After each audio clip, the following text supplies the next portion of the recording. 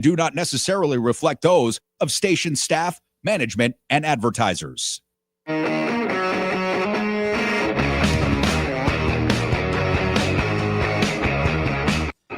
All right, what's going on, everybody?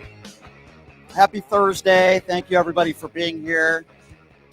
Certainly a lot to talk about here in what has transpired in really the last few minutes. It seems like news seems to break moments before I hit the airwaves, so we'll get to that. Those of you that are watching and listening on the Occupy Democrats Network, the Washington Press Network, you guys might also be on my YouTube page, which is at PTL Radio Show.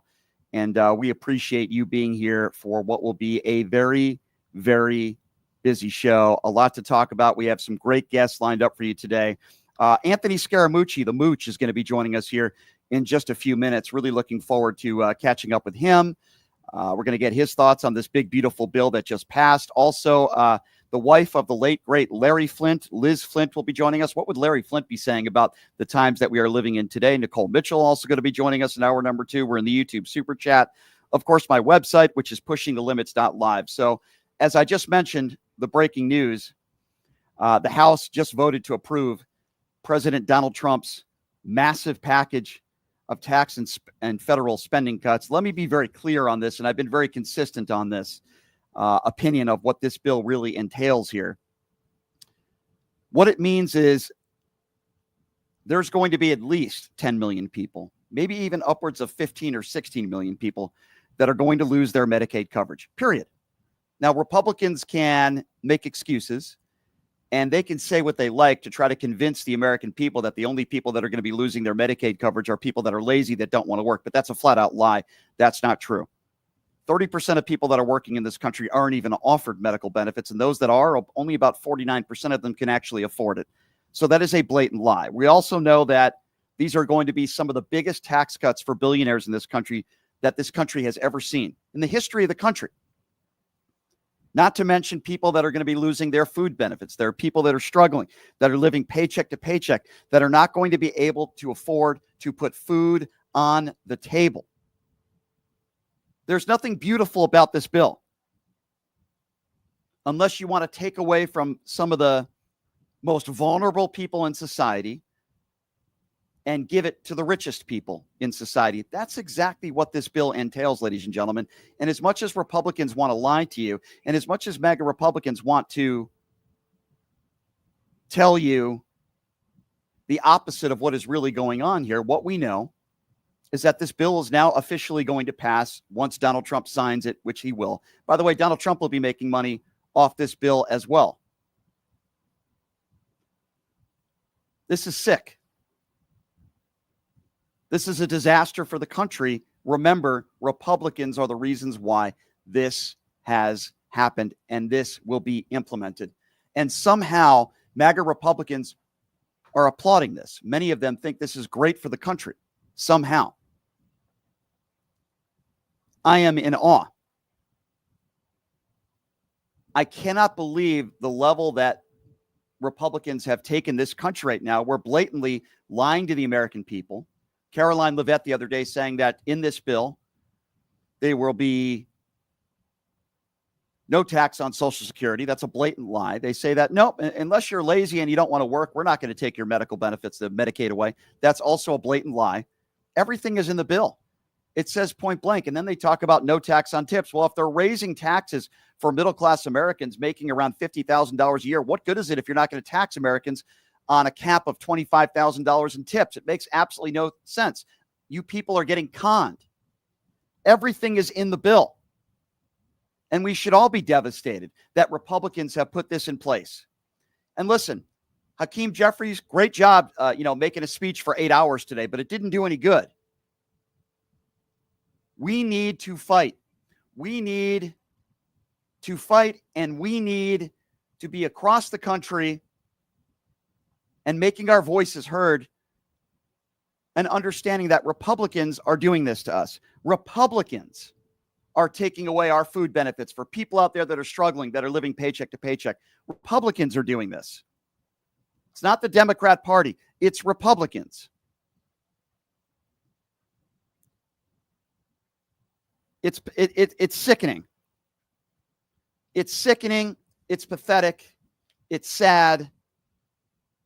And I'm sick and tired of having to say over and over and over again how dangerous these MAGA Republicans are, because that's what they are. They're dangerous. And they prove that in this bill. And listen, this bill would not have passed. Okay? This big, beautiful bill would not have passed if Donald Trump wasn't in office. He pressured many of these MAGA Republicans, many of whom, by the way, did not think this bill was a good idea. But he brought them into his office and he pressured them. And that's what's so sad about so many of these MAGA Republicans. It's so sad that so many of these MAGA Republicans know how bad that this bill is for their own constituents, but they're afraid of Orange Man. I want you guys to think about this for a moment, because this is not made up stuff. Okay. This is not made up. Millions and millions of Americans are going to be losing their Medicaid benefits. Millions. Could be 10 million, could be 15 million. We know it's going to be millions. What happens when you're somebody that can't afford health care? What happens when you can't afford your insulin, when you can't afford your medicine to keep you alive? What is going to happen to those people? Well, I would imagine, and I'm not gaslighting, a lot of those people are going to suffer, and sadly, some of those people are going to lose their lives. And many of those people are going to lose their lives directly because of Donald Trump and MAGA Republicans, because they know it, and they'd rather have their rich billionaire friends become richer and give them tax breaks that, by the way, they don't need. Let me repeat myself again. These are some of the biggest tax breaks that America's ever seen for billionaires in this country. I told you that Donald Trump would do this. It is one of many fundamental differences between Republicans and Democrats. Democrats, while not perfect, put government programs in place. We heard about this when it came to welfare, when it comes to food stamps, when it basically comes to any government program that can help you, that can help somebody that's suffering. Republicans always want to talk about wasteful spending, and then they're the ones that want to give tax breaks to the wealthiest people in this country. We hear it time and time again. And mark my words, and again, I'm not gaslighting you guys. This is an absolute disaster. It's a disaster for the American people, the overwhelming majority of American people that are suffering and that are struggling to put food on the table. It's a disaster. And the excuse you hear from the MAGA right when it comes to Medicaid is, well, this isn't for people like, kids and people that are hardworking Americans. This is for the lazy people that are struggling. They say the same thing about welfare when we know the overwhelming majority of people that are on welfare desperately need it. We know in this country, if you are a hardworking American, 3 out of 10 of you are not offered health care benefits. That is a fact. I'm not making that up out of thin air. We know that at least half of those people that are working cannot afford health care. What are all these Americans going to do? Where are they going to be looking next? And for those of you out there that voted for Donald Trump, for those of you out there that are Republicans, when you lose your Medicaid, you can't blame Democrats. You can't blame Joe Biden. You can't blame Barack Obama. You can't blame Pete Buttigieg. No, you blame yourself if you voted for Donald Trump. Now, we can blame Donald Trump, but I blame all the Americans in this country that voted for Donald Trump. There's no more time to make excuses. Where this country is headed right now is a big dark hole. And not to mention what's going on with these ICE agents throughout the country, what's going on with deportations, what's going on with inflation, what's going on with these tariffs, the war in Iran, the war in Ukraine. What did you guys vote for? Did you vote to lose your medical benefits? Did you vote to lose your food assistance? We know that a good majority of the people who voted for Donald Trump are people that are struggling, people that live paycheck to paycheck. They vote against their own interests. That's what these people do. Make no mistake about it. This bill is going to kill people. I'm not gaslighting. I'm not trying to scare people. I'm giving you the reality of the situation. If 16 million people are going to lose their Medicaid benefits, what do you think is going to happen to some of those people? You can't go to the emergency room every day. What's going to happen to those people that rely on insulin all the diabetics in this country, the people out there that rely on medication for their heart issues. Well, how are they going to get their medication if they can't afford it and they don't have Medicaid? What are they going to do if they need surgery? What are these people going to do that have cancer, that are under chemotherapy, under Medicaid plans? What are they going to do? I ask you, MAGA Republicans, what is next for all of these people? These are legitimate questions that MAGA Republicans either refuse to answer or they lie. And I want to play you some audio from some people in Washington, D.C.,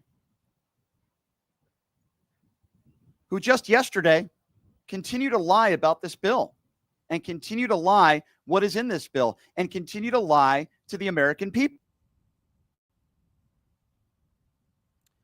One of those guys is Hinson, who made an appearance on Fox News. And I want you to listen to Hinson talk about Medicaid benefits, talking about all the people that are losing their benefits are those that don't work. Have a listen to this because it's a lie. Talk about Medicaid because we are eliminating the waste, fraud, and abuse in Medicaid. We want this program to be there for constituents like mine, like Emmeline and Parker, disabled children who need access to these benefits. They shouldn't be going to a 29-year-old guy who's living in his mom's basement choosing not to work. These benefits will be preserved thanks to the work of President Trump and Republicans. We're continuing to stand up for hardworking families. Yeah, I think Medicaid was the biggest cause of fear for Americans across the country. Absolutely and positively ridiculous. So to talk to us a little bit about this big beautiful bill that was passed is my friend Mooch, Anthony Scaramucci. Good to see you, my friend. I appreciate you being here. How are you? Well, I'm first of all happy 4th of July. I am great, thank God. I always love being on with you. Sorry to touch late. I got stuck in 4th of July traffic to get to my house, but I overheard what you guys are talking about. Obviously, Medicaid is being cut. People below $50,000 are going to lose about $700 worth of benefits in terms of paying more taxes and reduced governmental benefits. But of course, people making over $1 million a year are going to get a $7,000 tax benefit. So they're hurting the people because they don't care. And there's a callous indifference now. And I just want to give people something to think about. There's a 14% approval rating for the Congress. That's slightly above Kim Il-jung, the North Korean dictator.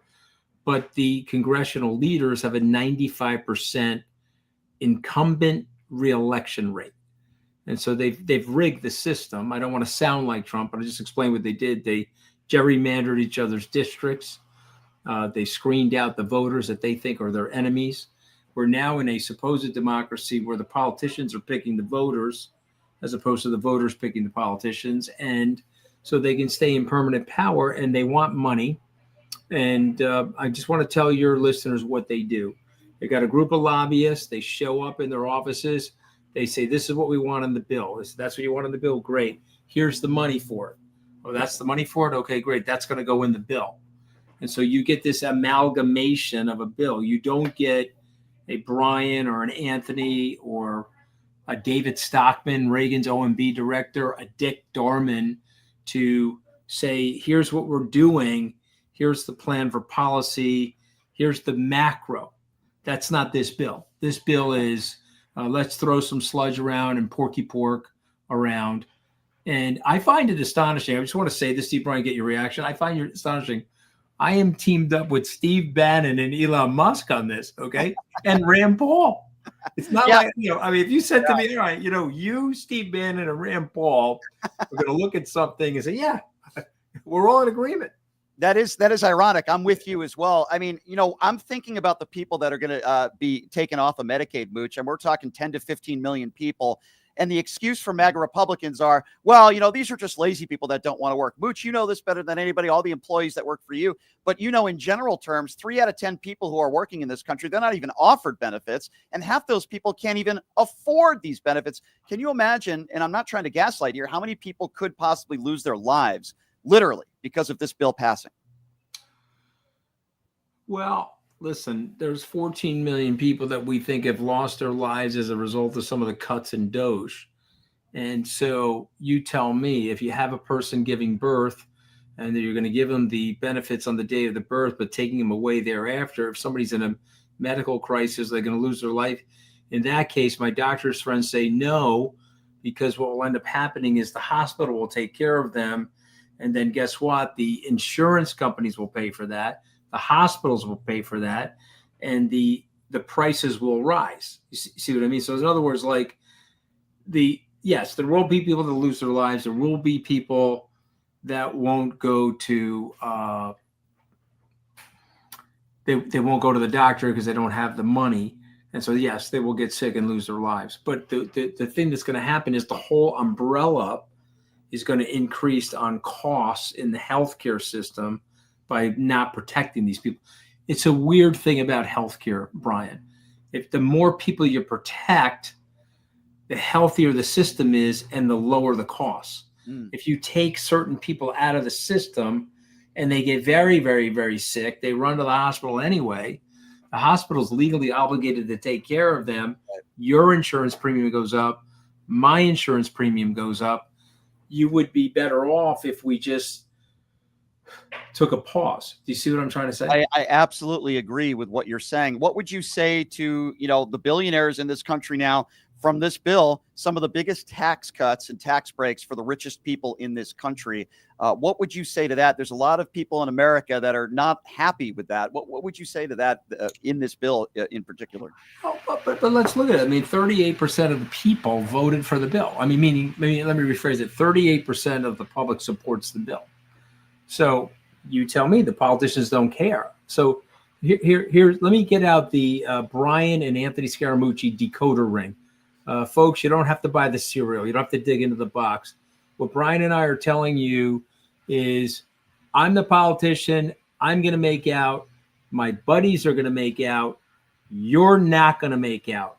But you know what? I don't care, because I'm going to figure out a way, hook or crook, to get reelected and start this cycle again. And whether you make out or you don't make out, I don't care, because it has no impact on the success of me staying in office. Mm-hmm. And that is exactly what's going on right now. Because if you said 50 years ago, when our districts were not gerrymandered and there were Republicans and Democrats in the district, you said 50 years ago, this is going to go down, because I can't vote for that. I'm going to get voted out of office. Right. Okay. So that's what's going on, Brian. And for me, it's heartbreaking, because it's not going to help the country. And Elon is right about this. Now, Trump is saying, well, we took away his electric car subsidy, so he's hurt. I mean, Elon, I know Elon. I'm an investor of his. We can talk about the pluses and minuses of his personality, but he's very, very wealthy guy. He doesn't care about that. He's looking at the macro here. He studied the American budget. He says our costs are going to go up faster than we can grow the economy. That will touch off a debt crisis. And so the definition of a debt crisis for a Wall Streeter like me is I have to borrow the money to pay the interest on the money that I previously borrowed. Once that kicks in, once that flywheel kicks in, it's over. And again, let me remind viewers and listeners of this. You do not, and I repeat, you do not get something for free. If the government's going to add $3.1 trillion of deficit spending, well, guess what's going to happen? They're not going to tax you? No, you are being taxed. You're being taxed by the most regressive, most pernicious tax, and that's inflation. But Mooch, they can't do it. They have to print the money to afford it, because you're not willing to pay it out of your checking account. Yeah. And so the money in your checking account looks the same to you, right? But it's gone down in terms of purchasing power. So Mooch, you're going to get taxed one way or the other. You know Donald Trump better than almost anybody.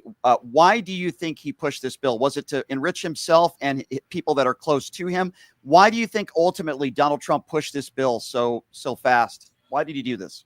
I think Trump is a very smart guy. Trump wants to grift. Trump wants two things. There were three things that Trump wanted.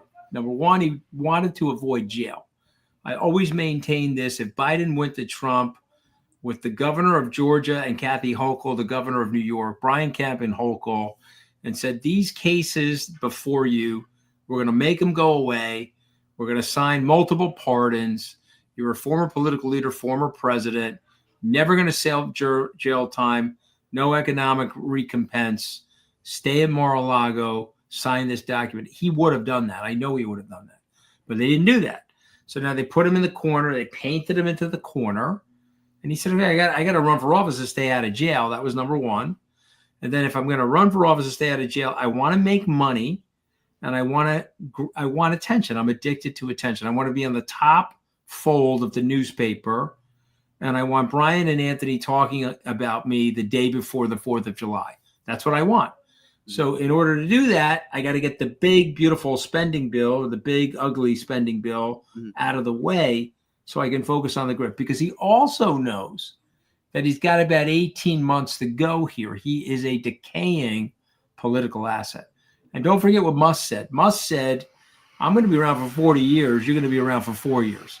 But the truth of the matter is Musk got that wrong. He's going to be around for 18 months. Because once he gets through the midterms, he is a decaying political asset. He's going to lose his power. Now, he could try to stop an election.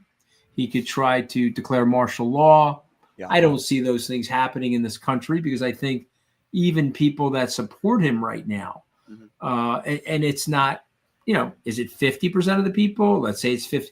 Let's give him the benefit of that. Say it's 51% of the people. It's 85-15 on martial law, 85-15. Yeah, that's staggering. I was thinking about you the other day, Mooch, when Caroline Leavitt in front of the podium is lying to the American people like she does every day. And she says in this bill, there'll be no tax on Social Security. That is literally a blatant lie. That's not in the bill. And I thought about you because, number one, I know you would never say things like that. No, I didn't lie. That's why I got fired so quickly. They were saying, did you say this and say that? So I'm not saying that. Really? Yeah. I'm not saying that. I got 5 kids and I'm not saying that. And then after 11 days, bye-bye. But Caroline is a funny kid because she was an intern when I was there. She's 27, I think. She was probably 18 or 19. She was an intern. She was nervous. When I left there, she was part of the people that said I was mean to the staff. And you probably wouldn't remember this, but the Daily Mail said that I was mean to the staff, which is the reason why Trump fired me. That was like adversaries trying to drop bombs on me. And I'm laughing because my CIO has been with me for 25 years. My chief administrative officer, 33 years. My driver's been with me for 30 years. I mean, he's my age, he's about to retire. I don't know. I've been nice to everybody. I would never do that. So this is politics. She's a congenital liar. She loves her job. She thinks she's doing a great job, and she is doing a great job for lying MAGA.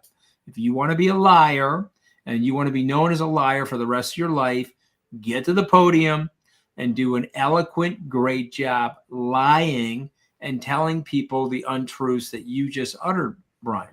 But, I find her about as reprehensible as anybody that I've come across, and she's perfect for him because, if she were a guy, she would have been fired by now because she gets a lot of attention and he doesn't like that. But because she's a blonde woman getting the attention, it's okay. That's Trump's personality. That's something people need to know. Very, very sad. Did you think that this country would be in the spot it's in now, where you'd have ICE agents not identifying themselves, separating families, people not getting due process, the war in Ukraine still going on? We're now in a war with Iran, these tariffs. Did you think there would be this much chaos, Mooch, 5 months in? So I actually did. Okay, so I know that the supposed answer would be no. Of course I didn't, but I actually did. Because I read Project 2025. I went around the country and begged people, please do not vote him back into office. These are treacherous people that are going to come with him. They're very well organized. They're very malicious. They're very malevolent people. These are the darker forces of our human nature. They're going to be with him. He's a very cruel guy. He doesn't want Christy Noam to just be in the cruelty center of the world, Alligator Alley. He's got to go down there himself. And then we got Governor Dodo DeSantis is talking about, well, you're going to have to watch the alligators here. Okay. And by the way, could I just raise my hand? Hold up, Mr. President. Yes. Are you putting convicted felons there, or are you putting arrested people there? Oh, we're putting arrested people there. Okay, so a person has not even been tried by a jury of their peers. They're going to be suffering in alligator Alcatraz, whatever the hell you're calling it. Yeah, no problem. We don't care. Ask you about that, Mooch. Can I ask you about that? We don't care because we're cruel. Yeah. And this is about meanness. I want to ask you about that. This is about being an. You're probably not allowed to say this on your, but it's about being an A, and then you go blank whole about human life. The White House Twitter account, the official Twitter account, put up a picture of Donald Trump with some alligators and some ice hats on these alligators. Hours earlier, Donald Trump was laughing and joking about the fact that, you know, alligators could be eating these migrants if they try to leave the prison and try to escape. And they're endorsing that sort of stuff. And they think this is funny, Mooch. It's like, it's so cruel. It's unbelievable. I mean, what do you make of that picture? And what do you make of the fact that the official White House Twitter account is putting that stuff up there and they think it's funny? That's Trump. They're trying to, you know, that's the meanness of Trump. That's the misanthropic, misogynistic Donald Trump. That is him. That is who he is. And unfortunately, as we both know, the fish thinks from the head down, and that's what we're going to be. That's what we're going to have. That's the guy. And it sucks, by the way. And I'll just say this to you as an American. I don't want the country to be like that. There's a very large group of us in the country. Sure. Do we need to control the border? Yes, we do. Are there some things in the trading agreements that need to be equalized? Yes, there are. Do we need to take a 360-degree Gatling gun and shoot economic adversaries and economic allies in the process? No, we don't. Do we need to tell Canada that they need to kowtow to us and be the 51st state, or suggest that we're going to invade Greenland? We don't need to do these things. Did I think these sorts of things were going to happen with Donald J. Trump returning to office, emboldened and empowered, and no longer hamstrung by normal conventional Republicans or normal conventional bureaucrats? Because, Brian, the stuff he's doing right now, he wanted to do in 18. Right. He wanted to do in 17. He couldn't get it done because Mnuchin was like, we're not doing that. And Gary Cohn was like, oh, we're not doing that. And then General Kelly was like, okay, I heard him say that, but let's pretend he didn't do that. Oh, that communique is going in the paper shredder. Yeah. You see what I mean? I do. But now he's got willing sycophants and willing accomplices to the mendacity, to the malevolence, and to the disruption of the American way of life under the guise of proto-patriotism, which it isn't. It doesn't reflect that. I have a, now deceased, of course, he died in 2005, but I have a uncle that I was named after. He's a World War II vet. He invaded, he was on Utah Beach 81 years ago in the D-Day invasion. That generation was kind. They were warriors. They were ready to kill for freedom. They were ready to kill for the demise of fascism. But they were kind-hearted people. There was a process. If you were a German soldier, did you want to be taken as a POW with the Americans, or did you want to be taken as a POW with the Soviets? Which group of people would you have liked to see? So they're staining the legacy of those people, those great people, and they're staining the image and the brand of the United States. So, you know, look, I'm saddened by it. I'm heartbroken by it. You know? Yeah, as am I. Last question for you, Mooch, and always appreciate your time. What would you say? You're a lifelong Republican. You're a reasonable Republican, an honest Republican. What would you say to the Republicans out there in this country that still support Donald Trump? They still think that this bill is a good thing for the country. And if the elections were tomorrow, they would still vote for Donald Trump. As you being a lifelong Republican who used to work for Donald Trump, you know him very well. What would you say to these people in this country? Because there's a lot of them that are still out there, Mooch, as you know. So I would say two things. I would say that there's going to be a big battle in this country for the soul of the country after Trump leaves. I would say that Trump is an anomaly. There's a personality cult around him. You've been sucked into that cult. But these other leaders, whether it's Vance or others, they don't have his hold on people. And what I would say is give other people a chance to get out there and express how they're going to lead the country. Because what I don't want to say to those people is what the Democrats want to say to those people, which is, you're canceled, you're a fascist, you suck, take your red hat off. I don't want to say that, because there's 80 million people, and I got to win those people over. I've got to create a process to get them to rethink about what they're doing and saying. I don't want to go as far as say deprogramming, but you get what I'm saying. Yeah, no, I don't want to excoriate those people, because it'll only deepen the hold that people like Donald Trump have on them. And I think this is a very big mistake that the Democrats are making. You guys are terrible. You're sucked into a cult and blah, blah, blah. And it tightens them with the cult leader. I would rather figure out a way to sell to them and not cancel them and do all the excoriating things that Democrats do and get them back. Okay. I want Elon Musk back in the Democrat. Oh, we hate him now and blah, blah, blah. Okay. Guys, he's on the spectrum. He's a genius on the spectrum. He made a mistake. I saw a great bumper sticker, Brian. It said, I bought this Tesla after Elon went off on Donald Trump. I thought it was the best. I mean, come on, let's get him back in the tent. That's what I would say. Yeah. So I appreciate you having me on, and I wish you a happy 4th. I love being on your show. Thanks, Mooch. And let's stay together, brother. Thanks, Mooch. Have a great 4th of July, you and your family. You're a good dude, man, and always appreciate it when you take the time to come on, my friend. Thank you. Right back at you, brother. Thanks, Mooch. Appreciate it, my friend. That's Anthony Scaramucci, everybody. He's a good man. Somebody that I have a tremendous amount of respect for. By the way, always have. And those are some pretty strong words. Now, maybe I don't abide by that advice, and maybe I should a little bit more, but I do a radio show. But it's very difficult for me at times to have respect for people that are so ill-informed, that are still, Trump psycho fans.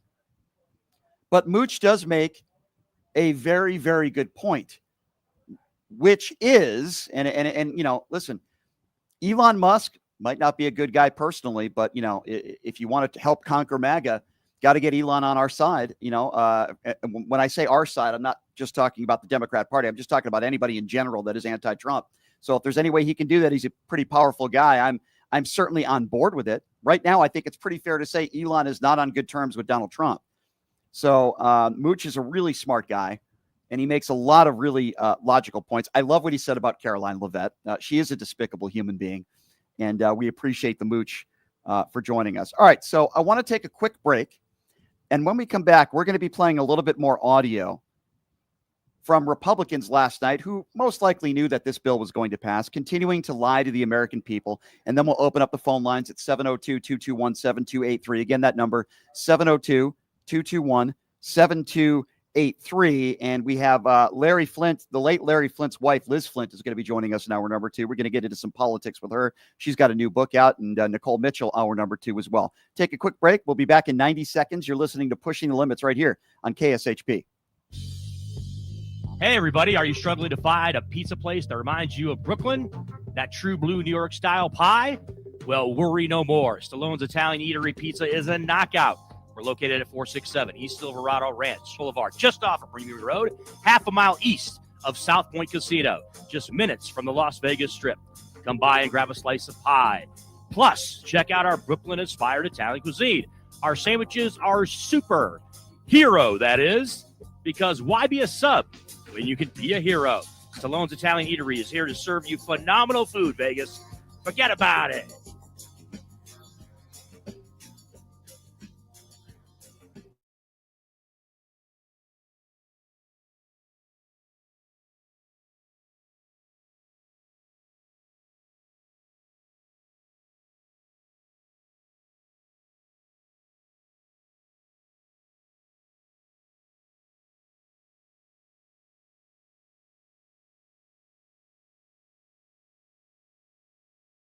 A shot at the starting line.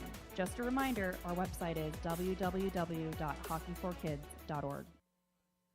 You are way too smart, way too talented, way too good to be where you are. You are meant to be making way more money, feel way hotter in your body, and having way more fun. Hi, I'm Nicole Mitchell, and I'm a life coach. I help you get hotter and richer. If that is what you're looking for, you can find me at NicoleMitchell.com. My name, Nicole, is with a K, NICOLE, MITCHELL.com. You can reach out to me on my website or on Instagram, and I will be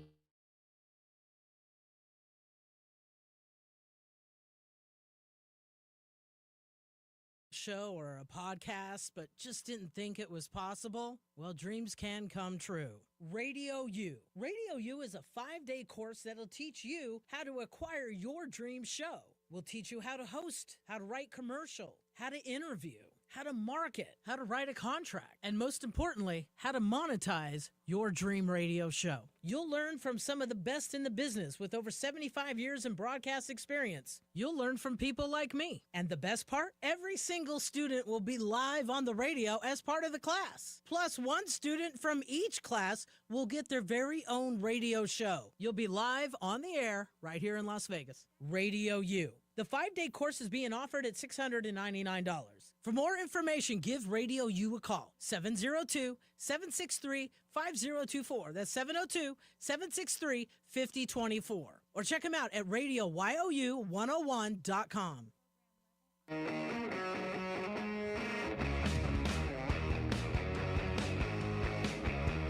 All right, welcome back. It's Pushing the Limits on a Thursday. Programming note for you. Tomorrow on the program, we will not be on the air because of the 4th of July holiday. We'll be back at it live on Monday, so stay tuned. I hope everybody has a great 3-day weekend. We just had the Mooch, Anthony Scaramucci, on the show. Consider him a friend. He's a great guy, and always appreciate it when he takes the time to join us. He's been doing my show for years, and I always have appreciated him. We've got Liz Flint going to be joining us, Larry Flint's wife, coming up here in hour number 2, and Nicole Mitchell going to be joining us in hour number 2 as well today. Of course, we're covering the breaking news that the House has voted to approve President Trump's massive package of tax and federal spending cuts that me and the Mooch were just discussing. This is what it sounded like on the House floor when this bill was just passed. On this vote, the yeas are 218, the nays are 214. The motion is adopted.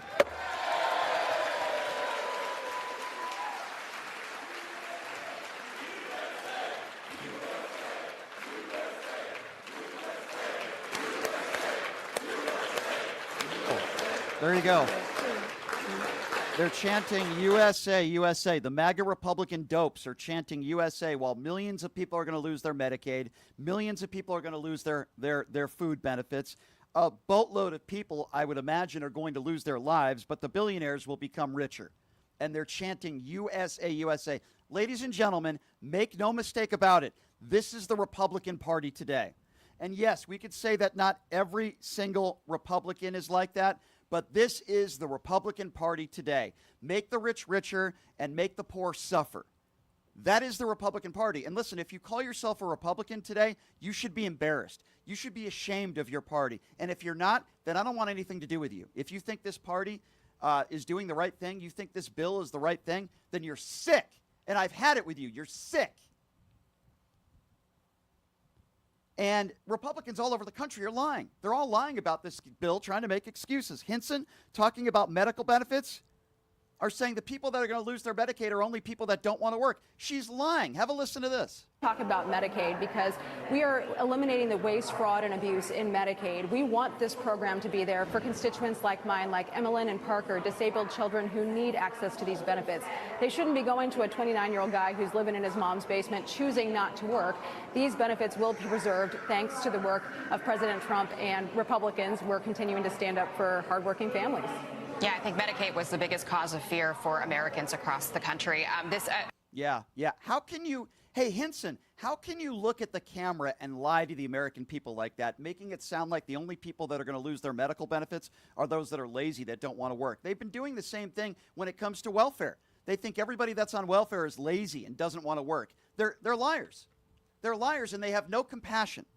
Speaking of that, what about McLean?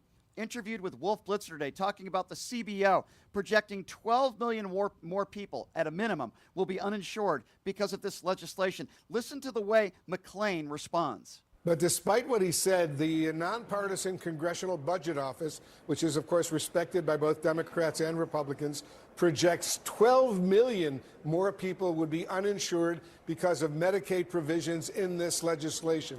Did the president mislead the American public about not cutting Medicaid? Yeah, I don't think so at all, and here's why I say that. If you are one of the most vulnerable and need Medicaid, you're a pregnant mother, you're disabled, you're elderly, you know, the people who need the Medicaid the absolute most, you should be extremely excited, because what Republicans did and President Trump did is just make sure that that Medicaid program is there for years to come.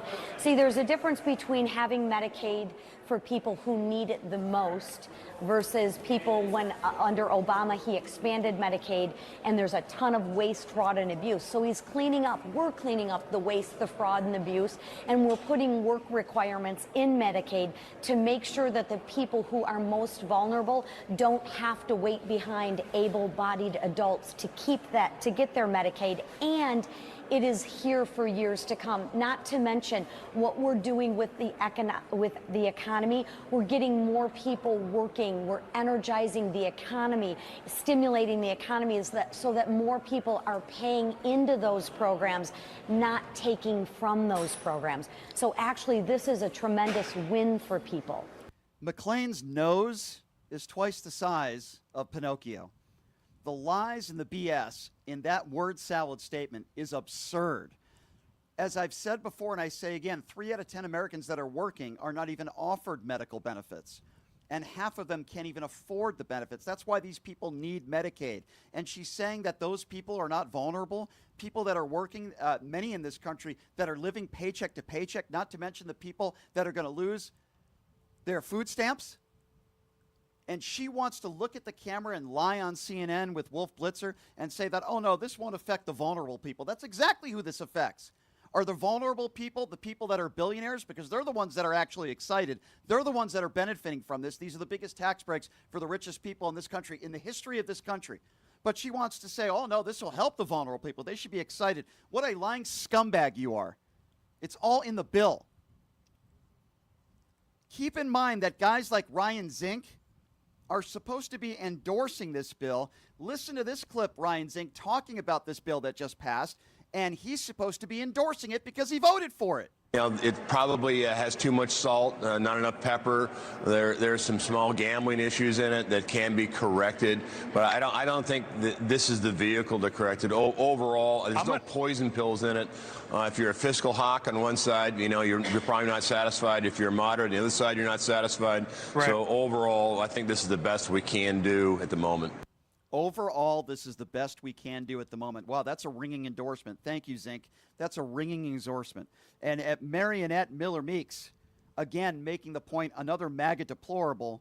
If you choose not to work, that is your choice. As if every single person in this country that is unemployed chooses to be unemployed. Listen to her moronic excuse for all these people that are going to lose their Medicaid benefits, claiming, again, the mantra that they're all lazy and they all don't want to work.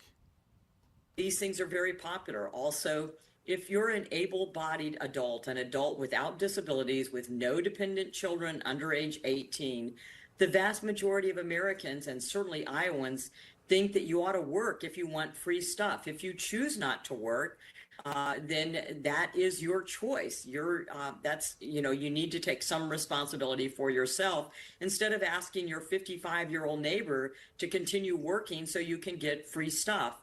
If you're disabled, you will be covered. And I think this is a lot of fear-mongering. We've heard that repetitively. And as we know, Minority Leader Jeffries has a voice that will lull you to sleep. So it's been a very long night. Dawn is upon us. It's a dawn of a new day in America. Ha ha ha ha ha ha. Listen to these dopes. Miller Meeks, another liar, just like so many others of these Republicans that want to make it sound like, oh, the people that are losing their medical benefits are the ones that are just asking for free stuff. We have a duty in this country to help people that are suffering. You could be living paycheck to paycheck. Many of these people are actually working, some 3, 4 jobs. They can't afford medical benefits. They rely on Medicaid to get by for themselves and their families so that they can live, so that they can survive. And these MAGA Republicans making it sound like these are all people that are abusing the system and they're lazy on their couches and they don't want to work. These people are so despicable and they have no moral compass. Number to call if you want to be a part of the program is 702-221-7283. Again, that number, 702-221-7283, if you would like to be a part of the program. All right, who do we got first up here? Let's go to Mark. Mark is first up on PTL. Hey, Mark, what's going on? Hey, Brian. Good Friday to you. Thank you. Yes, this bill is disgusting, but I want to mention 2 quick things, Brian. Sure. Number one, when Anthony Scaramucci said, I don't think that'll happen with martial law and the elections. Well, it actually happened in Miami. The elections were canceled this year by the Board of Governors in Miami. So it will happen, and it can happen. The other thing, Brian, we're delving into the stolen election. Did you hear that the Supreme Court of New York Judge Rachel Tangway has moved forward with a hand count of votes in Rockland County? The plaintiffs, Brian, have proven that voting machines in 4 of the 5 counties do not add up. It would seem extremely unlikely, if not impossible, to think that Kamala Harris did not receive 1 vote that the machines are showing. When Kristen Gillibrand, I understand that, but here's why I think it's a complete waste of time, because she still won New York. It's not going to change the outcome of the election. That's why I think it's a complete waste of time. But it also proves that the machines were tampered with. But it doesn't prove that the election was stolen, though. And that's Mark, that's the point that I try to make. I understand what you're saying, Mark, but she still won New York. What you need absolute proof that there was some sort of fraud, particularly in the states that she lost. And I haven't seen any of that yet. Mark, I understand if they want to investigate and they want to take a look at that, by all means, go ahead and do it. All I'm trying to tell you, Mark, is it's not going to change the outcome of the election. Donald Trump, we're stuck with him for another 3.5 years. And we need to focus on the midterms, and we need to focus on telling the American people how bad this bill truly is and how people are going to suffer. I appreciate the call, Mark, and I hope you have a wonderful weekend. Let's go to Paul. Paul is next up on PTL. Hey, Paul, what's going on? Hey, Brian, how you doing? Good. I am so sick of hearing the words fraud, waste, and abuse. Mm-hmm. And if these people don't want to work, that's just a cop-out. And, I wish that they would have signed a pledge that if they're wrong on the bill, they would resign, but they haven't. Isn't it interesting that the people that don't want to help, the elected officials that don't want to help the most vulnerable, are always the ones that are in a good situation themselves, making a 6-figure a year salary, having great health benefits for them and their family for the rest of their lives, but yet they want to take healthcare benefits and Medicaid away from the most vulnerable people in society, and they want to get raises. I mean, I just find that so interesting. Now, for all these people who think no taxes on tips, I don't know if they realize it, but that runs out at the end of 2028. And the same with overtime pay. Yep. That runs out in 2028. Yep. Right as Trump is leaving office. Yeah, no, that's also a very good point. Point duly noted, my friend. I appreciate your call. You're absolutely right. For those people out there that voted for Donald Trump that are going to be losing their medical coverage, they're going to lose food assistance. You voted for this. You might have not known it at the time. We tried to warn you. You voted for this. It's your fault. 702-221-7283 is the number to call if you would like to be a part of the conversation. Let's see. Who are we going to go to next here? Let's go to Ron. Ron is next up. Roy. I'm sorry. I'm reading it wrong. Roy is next up on PTL. Hey, Roy, what's going on? Hey, Brian. How are you? Good. What's on your mind, Roy? That whole bill is I'm a tax person. I'm a finance person. And that bill is an outright disgrace in so many different ways. I can't even begin to talk. But one of the real jokes, these people who are so anti-abortion and have to save every single life,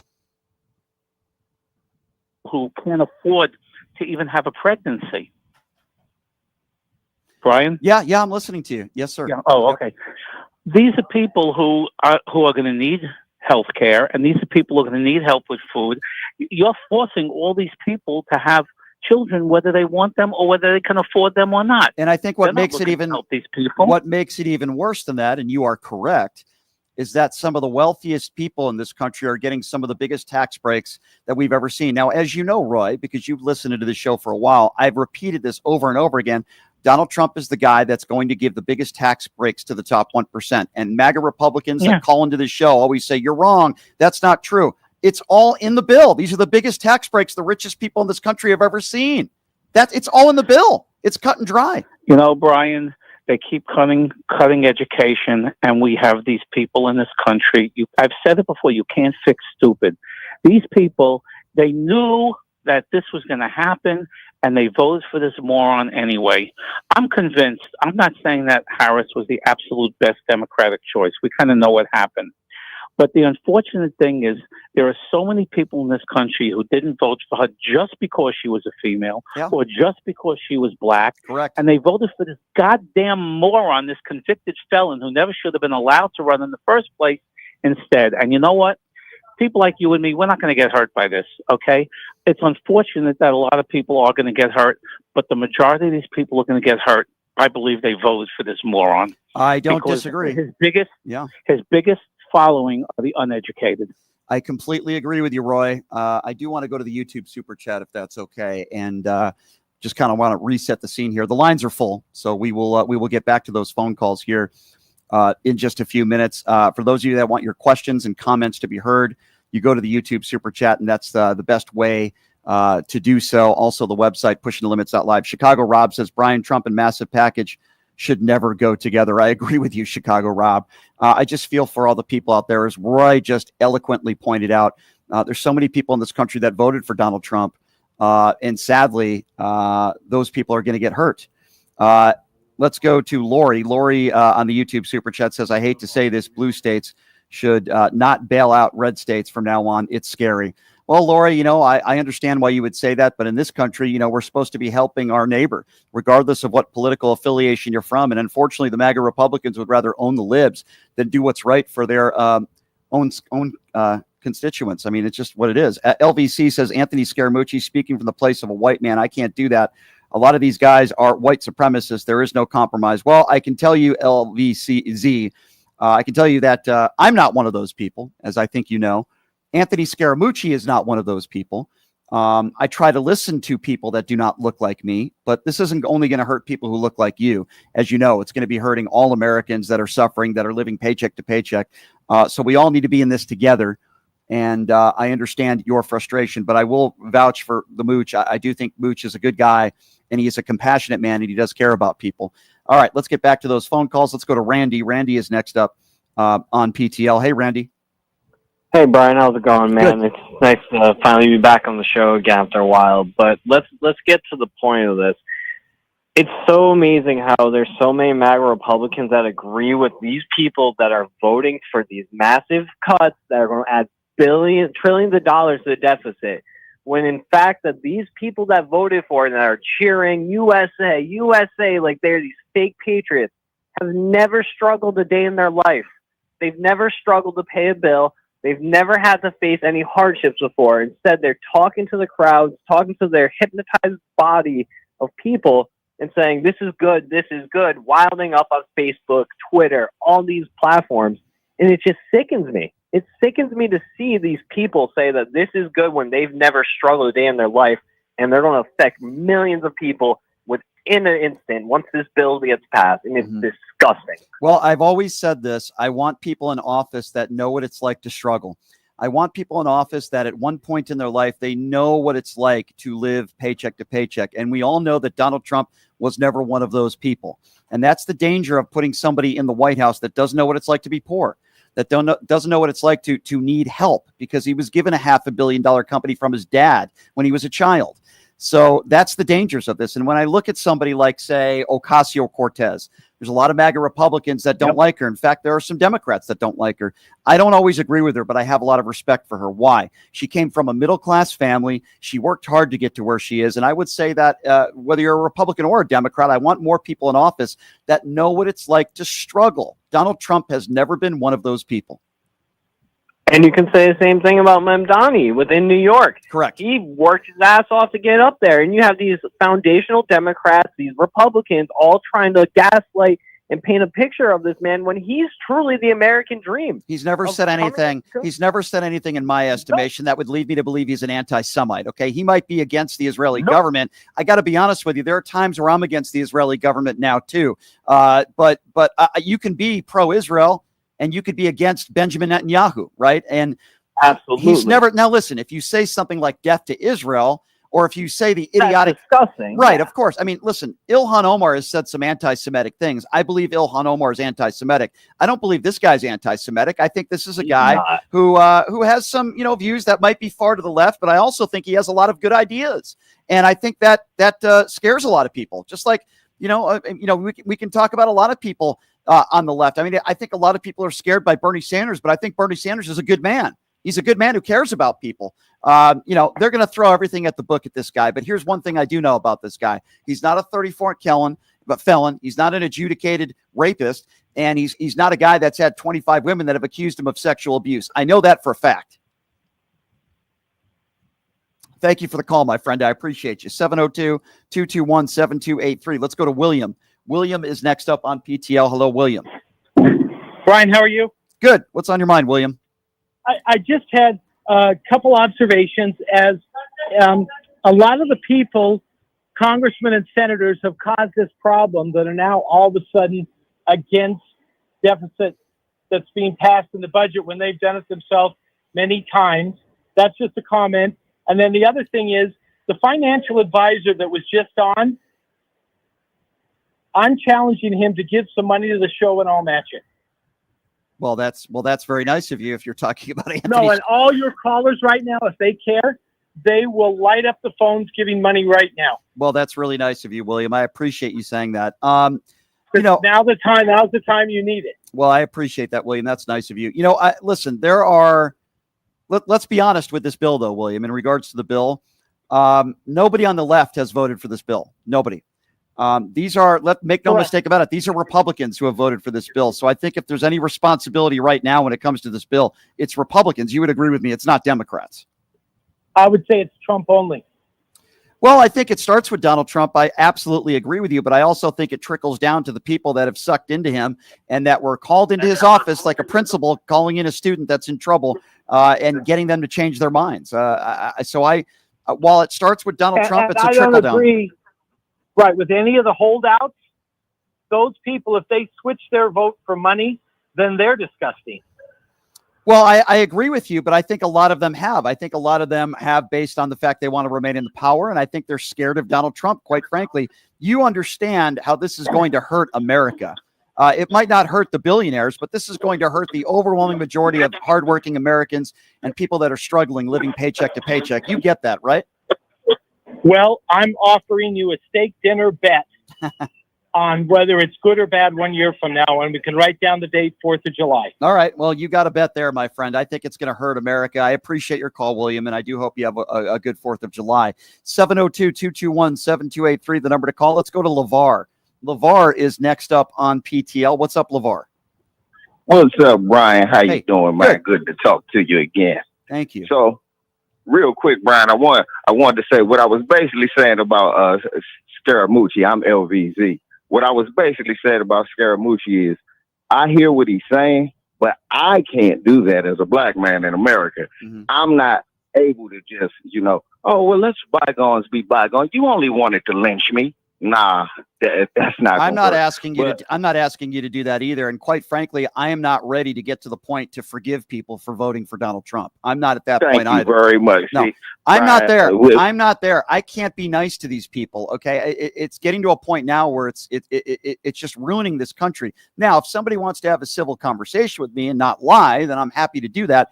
But I'm not ready to welcome these people with open arms. But I will say this. If Elon Musk wants to get back into the Democrat Party and help somebody defeat a J.D. Vance, I think we should welcome him with open arms. Yeah, we should. Yeah, let him do his thing and not hurt. But this is what I wanted to say about the bill, Brian, because it's something I noticed. First thing I noticed is, who is this 29-year-old that's living at home with his parents? Don't they know how much rent costs? He ain't living at home rent-free. That's but true. Secondly, if he is, Isn't that a commentary on how bad the jobs are in America, that a man has to be 29, living at home in his kids, in his parents' basement? How come they aren't able to parse the fact that that may be a statement about the economic state of America right now? It's a very good point. But what angers me, as you know, Republicans, not MAGA Republicans, through the history of time, have attacked people for being on welfare. They want to abolish any government program that can help people struggling. Remember what they said about welfare? People are going to abuse the system, and these are lazy people that don't want to work. They've said the same thing about food stamps. These are lazy people. Get out there and get a job. Whenever it's to help people that are poor, that are struggling, Republicans, not just MAGA Republicans always seem to be against it. But yet when it's to help their own needs and their tech billionaire friends or whoever it might be, they're happy to do that. This is the history of the Republican Party. It didn't just start under Donald Trump. These are what these Republicans want to do to this country. You are correct, sir. In the words of Johnny Cost. Thanks, Brian. Well, I appreciate you, my friend. I hope you have a great 4th of July weekend. Hang in there, and thank you so much for the phone call. I appreciate it, LeVar. 702-221-7283 is the number to call. Let's go to Dan. Dan is next up on PTL. Hey, Dan, what's going on? Hey, how are you? Good. What's going on? What's up, Dan? So I have 2 questions for you. Okay. One, do you think this whole, the Republicans on the House and the, House and Senate, do you think they were playing the game?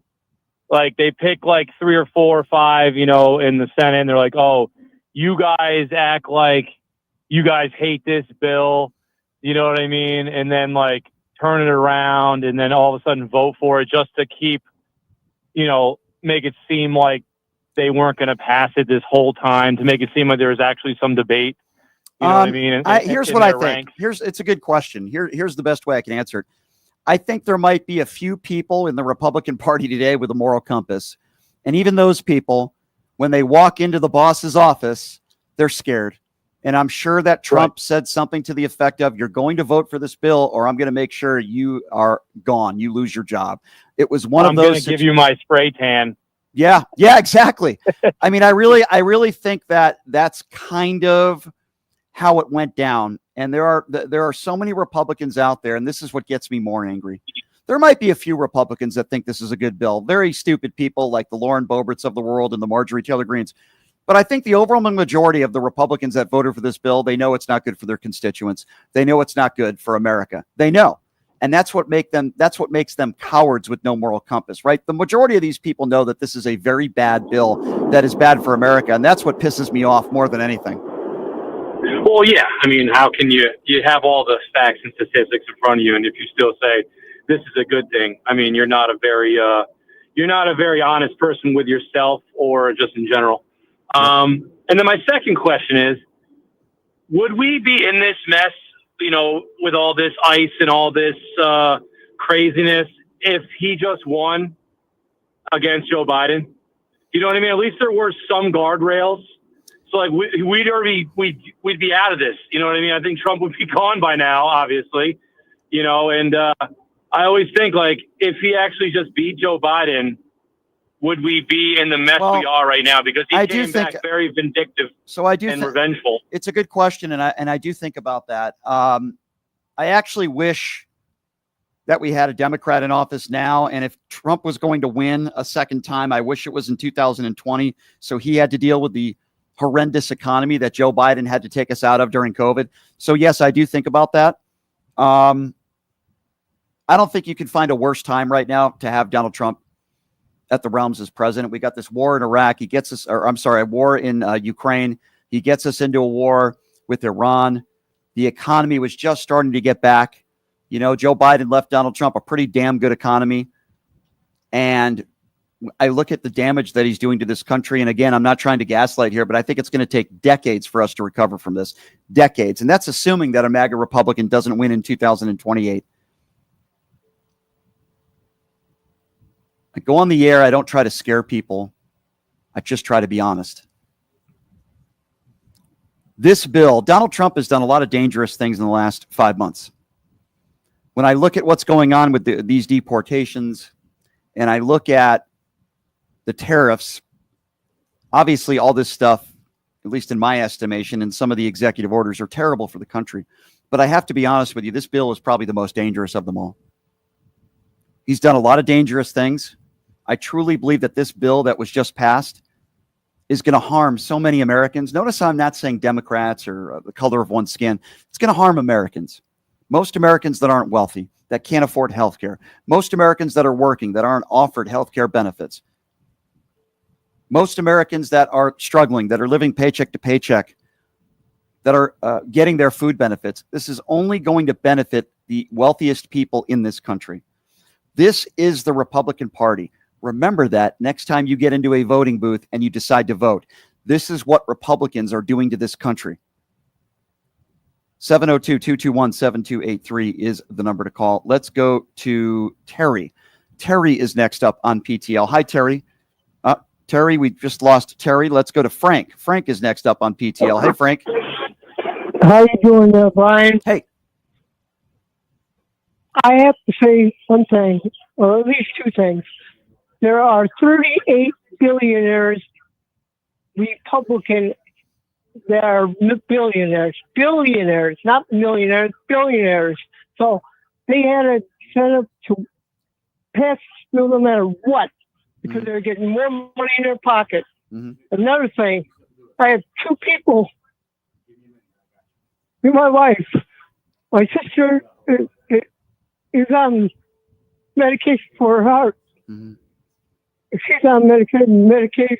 And my other sister's diabetic, and she lost her foot 2 years ago. So I'm so it's not sorry. about me anymore. It's about other people. I'm so sorry I'm so to hear sorry. that. I'm so sorry to hear that, Frank. Listen, here's the best thing that I can tell you, my friend. Okay. It's people like myself and people, PTL Nation, we're all in your corner, and we wish the best. I believe it was your sister, your sisters. I wish there was something I can say to make everybody feel better. All I can say is there are more people in this country that do have compassion for you and your family, and I'd like to think that I am one of them. And you're always welcome to call back here. We have to find a way to help each other. And we will be with you. 702-221-7283 is the number to call if you want to be a part of the conversation. Let's go to Herb. Herb is next up on PTL. Hello, Herb.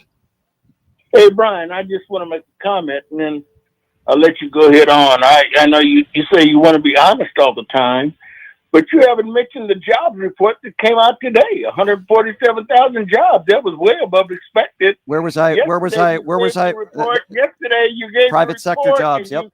You kept giving it over and over again. Yep. Private sector jobs. Do you not understand the difference between the report that was released today and the report that was released yesterday? I understand it. Okay, so where did I lie? So where am I not being honest? Where am I not being? Herb. But you never give it out one time, Brian. Herb. You lie all the time. I need you to stop talking now, and I need you to listen. Okay, Herb? Don't hang up the phone, because that would mean that you are a coward. Herb, did he hang up? Okay. You know what? I'm not even going to have a conversation with him. If he's not willing, Herb is a complete imbecile, and that's why he hangs up the phone. I gave out the private sector jobs report that was released yesterday, which is completely different from the report that was released today. And it was the worst private sector jobs report in 2 years, you dumbass. Okay. So you call into this show and then you hang up the phone like the coward that you are. Okay. Nothing I said was dishonest, you imbecile. So I'm glad you hung up the phone. Frankly, you're not worth another minute of my time. Let's go to Terry. Terry is next up on PTL. Hello, Terry. Hey, good afternoon, Brian. Reflecting here on this bill, there are many things to be angry about with this bill, but what really enraged me was the photo of the Republican MAGA senators that were praying when the bill was passed. Yeah. And, and then you've got Caroline Leavitt and her press conferences when she stands at the podium and is lying to the American people with, her cross on. Once again, weaponizing religion as a weapon for their hypocrisy. That's what they do. They call themselves good Christians, right? They're evangelical Christians and they're people of God, yet they want to take food stamps away from the most vulnerable people in this country. They want to take health care benefits away from the most vulnerable people in this country so they can make billionaires richer and richer, and Jeff Bezos could have another $50 million wedding. These people are not people of God. They're not religious people. They hide behind religion to make up for their bigotry and their hatred and their lost souls. That's what they are. All they want to do is line the pockets of their billionaire friends. That's it. That's right. And the last thing I wanted to mention, Brian, before I go, is I'm in line with you about caring about these people anymore. I'm done. I'm absolutely done. You voted for him. You get what you get. Agree. Very well said, my dear. I hope you have a good 4th of July weekend, and I appreciate your call. Thank you. You too, Brian. Thank you. Good to hear from you. Let's go to Q. Q is next up on PTL. What's up, Hey, Q? Hey, what's going on, Brian? Thank you so much for everything that you're doing, your service to the community, and just your clear-eyed approach to the situation in general. I'm beside myself. I'm disappointed in a lot of areas as it relates to what these politicians are doing to people in general. I mean, what happened to take, the whole American ethos of just taking care of your fellow man? Yeah. We've lost that, haven't we, Q? We've lost that. Man, it is, I can't even say disheartening. I mean, at this point, I'm kind of, it seems to me that the MAGA Republicans in general are just, they're kind of celebrating in the discuss it that, the libs, if that's what you want to call them, actually independent. What I look at as far as people in general, as far as the United States in general, I look at the fact that we are able to have these differences and that we're able to have real conversations about, what our beliefs in. And then we come together and we do what's right for the country. We totally went off the rails here, especially with this second Trump deal. So my question to you is: at what point do rational Americans, because we are the people are the majority when it all comes down to it. At what point do we push back, and how do we do that? Well, obviously, the first form of pushback is peaceful protest. We look at the midterms in 2026, and that's something that Democrats need to have a good turnout. I think voter turnout is the key word. Got to make sure people get out there and vote. So 2026, number 2, and then number 3, got to focus on the presidential elections in 2028, my friend. It is really good to hear from you. I appreciate your call. Those are the 3 things. We can't look at the past now. We got to look at the future. Let's go to Lewis. Lewis is next up on PTL. What's up, Lewis? Hey, what's up, Brian? How you doing? Good.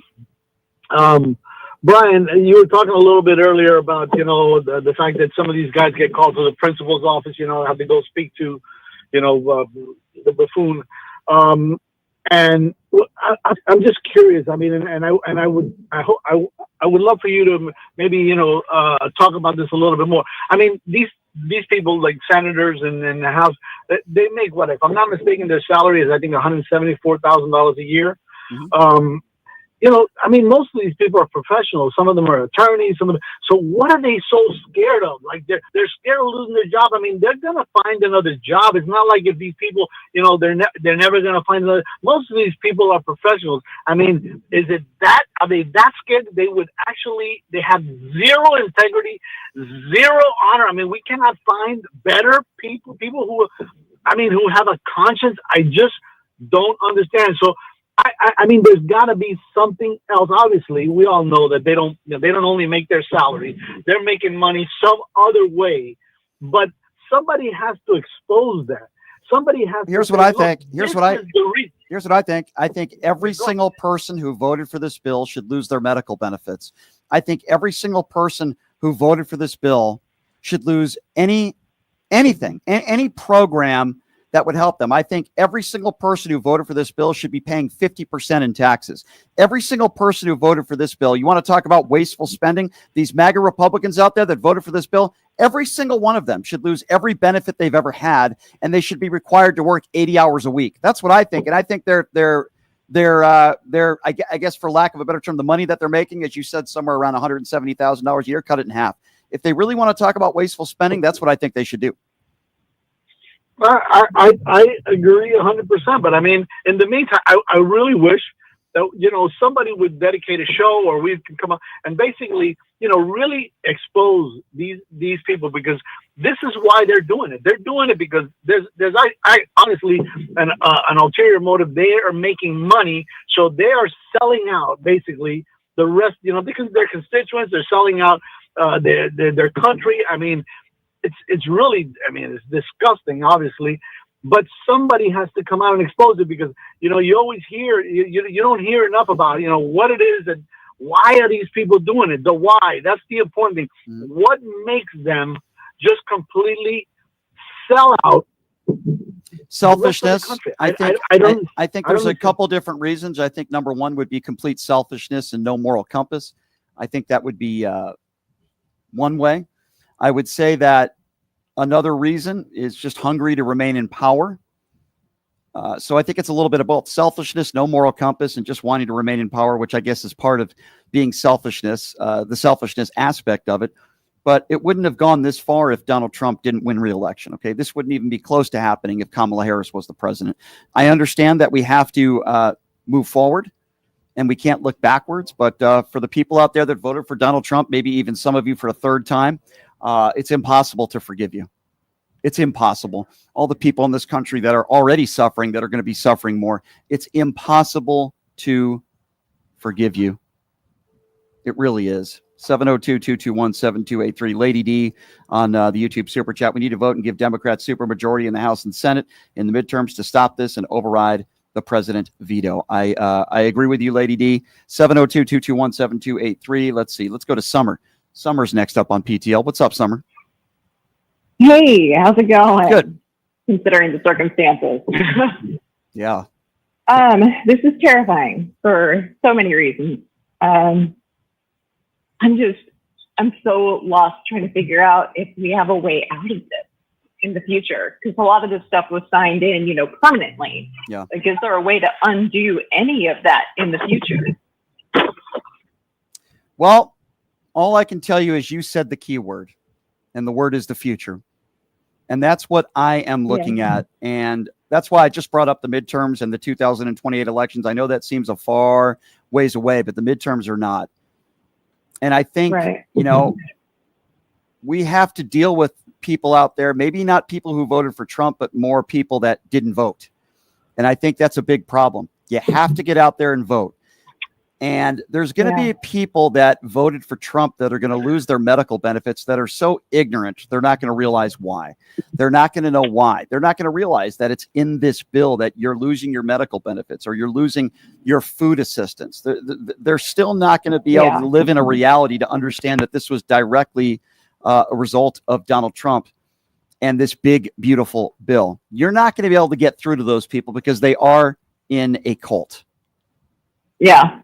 And Mag will just come out, spin it, and say that the Democrats are the ones doing it, actually. Right. It's Joe Biden's fault. It's Barack Obama's fault. It's George Soros's fault.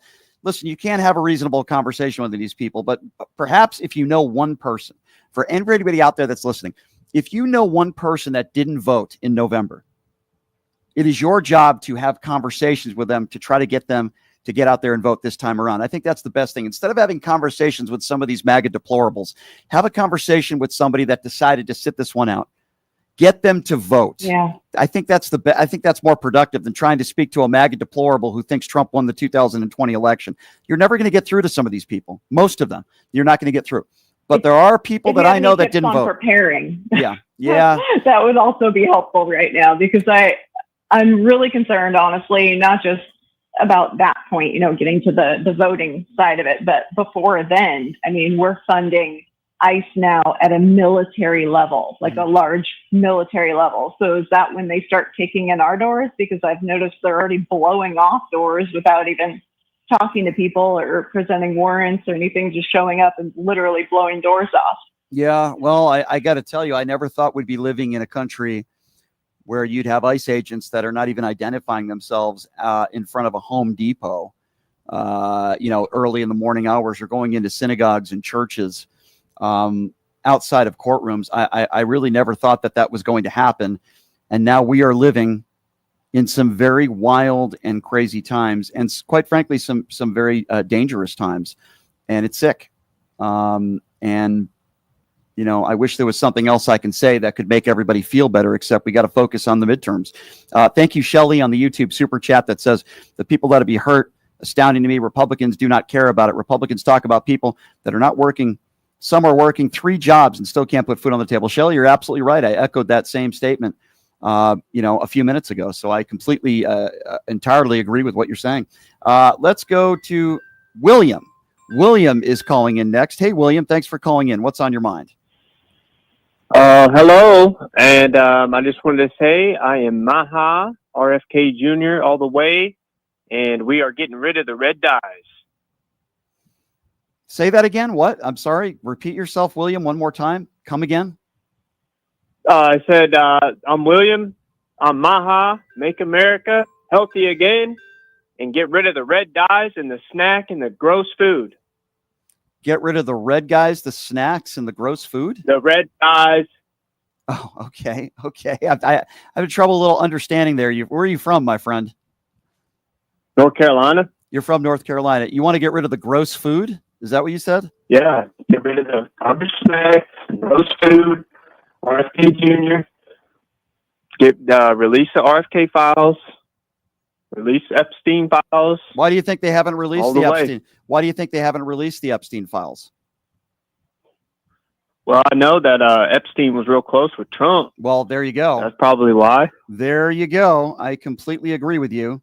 I agree. And listen, the bottom line is I don't think the Epstein files are ever going to be released. Don't think it's going to happen. Sorry to say. And another thing is with the big beautiful bill, I say no tax on tips. I'm for that one. And but it's you not, have a kid between now and 2028, you will be credited through that kid through college. Okay, but do you understand how the no tax on tips works in this bill, though? No, you not don't. exactly. Okay, so it's a maximum of a $25,000 no tax on tips policy that's in the bill, but they're also raising taxes for those that are making $50,000 a year or less. So in turn, you're actually losing money with this no tax on tip policy, and it doesn't help. What are they raising taxes on? On people that are making $50,000 a year or less. You could take a look at the bill. They're raising taxes on those people, and they're giving some of the biggest tax breaks to the billionaires that we've ever seen. But what would you be paying more for if you're raising taxes? What would that be? They're raising taxes for middle-class America and those that are making $50,000 a year or less. They're giving the biggest tax breaks to the richest people in this country. You can't be okay with that. Well, absolutely not. But what I'm saying is you don't know that they're raising the taxes for the 50 and under when you don't know what they're putting it on. Well, I mean, what is going up? What is going down? And the people are making more money than ever. There's people flipping burgers making $18 an hour here in my town. Okay. Well, we got to move to our next guest. I don't know why you would say that people that are in the fast food industry are doing so well, but I certainly do appreciate your phone call. So we'll take some more phone calls a little bit later on in the program. I can tell you that there's a lot of people in this country that are worried about democracy and where this country is headed. And if there's anybody that knows a thing or two about democracy and freedom of speech, it would be the late, great Larry Flint. I had the opportunity to meet Larry Flint. It was over 10 years ago. I'll never forget it for the rest of my life. One of my favorite movies, by the way, that starred Woody Harrelson, learning a lot about Larry Flint's life. And the lovely lady that's joining us on the program right now, new book out, Hustler, 50 Years of Freedom. She talks a lot about democracy. Her name is Liz Flint. And of course, she is the wife of the late, great Larry Flint. Liz, it is so good to see you. Thank you so much for joining us. How are you? Hi, Ben. How are you? Brian, by the way, not Ben. I'm sorry, Brian Shapiro. I'm so sorry. On my mind. That's okay. I get called Ben Shapiro sometimes a lot. So you're not the first. That's okay, Liz. It's great to see you, by the way. Thank you so much. Hi, Brian. How are you? My apologies. No, you're quite all right. I appreciate you being here. I really wanted to talk to you about this book. And gosh, this is a loaded question to start because, gosh, I loved your husband, Larry, so much. What do you think your husband, Larry Flint, would say about the times that we are living in today and how divided we are as a nation? he would be very concerned, outraged, and stepping up to the plate and using his platform. You know, we can't take things for granted. You know what? Right now, with this new administration, we all have to be on guard. I mean, I live in Los Angeles and people are being kidnapped. I mean, this ice all over this city is very concerning. I mean, if you're here and you're not documented, that's one thing. But to harm people and beat them and kick them in the head and just harm, that's where I have a problem. What do you think your husband would have said about Donald Trump? Well, he got to meet him one time when we were in New York at a party given by John F. Kennedy Jr. And when he saw Larry, he came up to him and he said, "Hey, Mr. Flint, you can play at any of my casinos anytime you want." But, you know, the thing is that we didn't know Donald Trump. But the thing is, you know, I believe in democracy. He was elected. He won. There's nothing wrong with that. He was elected a couple years ago. But the point is, I think with this new administration, I feel that there are some things that are just not being handled in the right way. Yeah. But, you know, you have to give people credit. They want to shake it up and make change, and there's nothing wrong with that. Every administration does that. No question. You know, I think though about, you know, what your husband had to go through, you know, just as far as censorship and freedom of speech, which obviously your husband, you know, took that very, very seriously. And then I think of as you're right, this administration going after the media, going after people that don't agree with him, calling them names, calling them, the media, the enemy of the people. You have people like Mike Johnson, the House Speaker, and some of these MAGA Republicans that think porn is the worst thing in the world, but yet taking health benefits away from Medicaid, away from the most vulnerable people in this country. I guess that's totally okay. But pornography in a magazine, so bad. I mean, what do you make of that, Liz? Well, here's the thing. You know what? Larry went to the U.S. Supreme Court and he won his case making satire and parody protected speech, meaning Bill Maher and any other comedian, Jeff Ross, they can go and say what they want and not be prosecuted or jailed. With the and this case that Larry won is taught all over the country, every law school. What's at stake right now is free speech. Is free speech free anymore? I mean, everybody is being attacked. People are very much on guard and watching what they say. This country was found on principle. You know, we have, you know, the Constitution. And I felt that, you know what, the First Amendment gets its vitality from, you know, just being able to say what we want, free speech. Right. I believe in the Second Amendment. Bear arms. You can own a gun. There's nothing wrong with that. Right. But I am concerned that, yeah, people are being attacked. The media, the people, the anchors, people that go out there reporting the news, you know, it used to be a respectable job. And now they're not taking positions. They're not interviewing certain people anymore. And where we get our news, I mean, censorship has been more of a problem these days. Yeah. And your free? Your husband almost paid the ultimate price. It almost took his life, and he was confined to a wheelchair because of standing up for what he believed in. And now we have an administration that wants to do away with Martin Luther King Day, Gay Pride Month, for example. If people are not like you or me, or if people are not like them, they just, you know, whether it's attacking drag queens, for example, you know, and I'm sure you and your husband, I would imagine, talked a lot about that over the years. Oh, yeah. People would ask Larry, what can I do to make a difference? Larry says, you know what? Go to rallies, show up, write into your local newspaper, the guest essay, op-ed page. Go to your congressman, run if you can for a position, make a difference. Just don't stand back and say, oh, there's nothing I can do. Yeah, I want to read something that you put in this book, and you had also said America's on fire, democracy is smoldering before our very eyes, and it's not the woke mob or leftist agenda holding the match. No, it's the reckless, power-hungry billionaires and political cronies who have hijacked our government and sacrificed our freedoms. And you actually called out the ringleaders, right? Donald Trump, Elon Musk, and J.D. Vance. Can you expand on that for us? Well, that it looks like this love affair is a little bit over now with Elon Musk and the president. And JD Vance, well, what can I say? You know, he just falls in line and just does exactly what the president asked him to. I just feel that people need to stand up, speak out, because a lot is at stake right now. And I'm concerned. And as long as I can continue to write, you know, the publisher statement on a monthly magazine that we still print, Hustler Magazine, and you can also view it on online, hustler.com.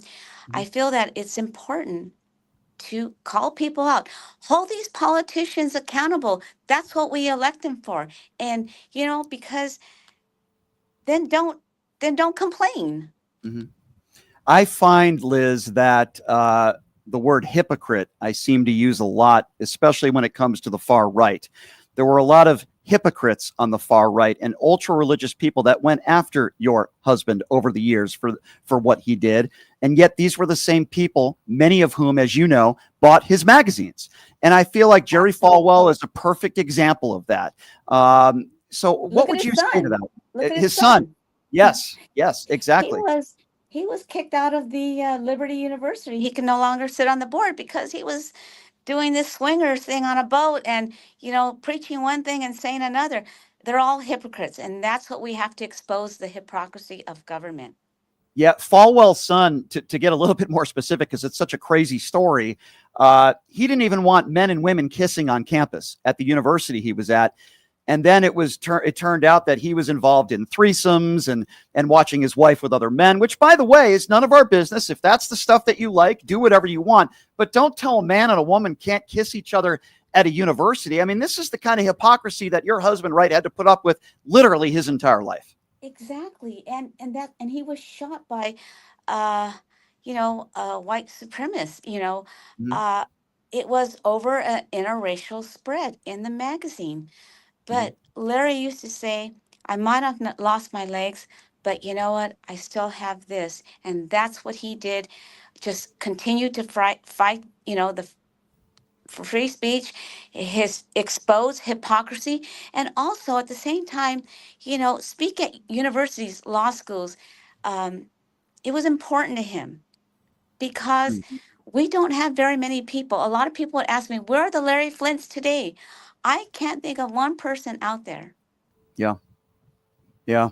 Well, your husband, in my estimation, certainly was a hero when it comes to freedom of speech. Can you share with us some of the last conversations, if it's okay, that you had with him? Because my understanding is his mind was still working pretty well.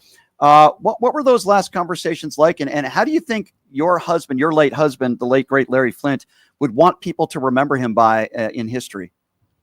Well, when he was ill in the hospital at Cedars-Sinai, he looked at me, and it was very heartbreaking for me to hear his words. But he said, Liz, remember, I want you to continue that company and growth. And I did. And so 2 years after he passed away, I moved the company from Beverly Hills to Century City.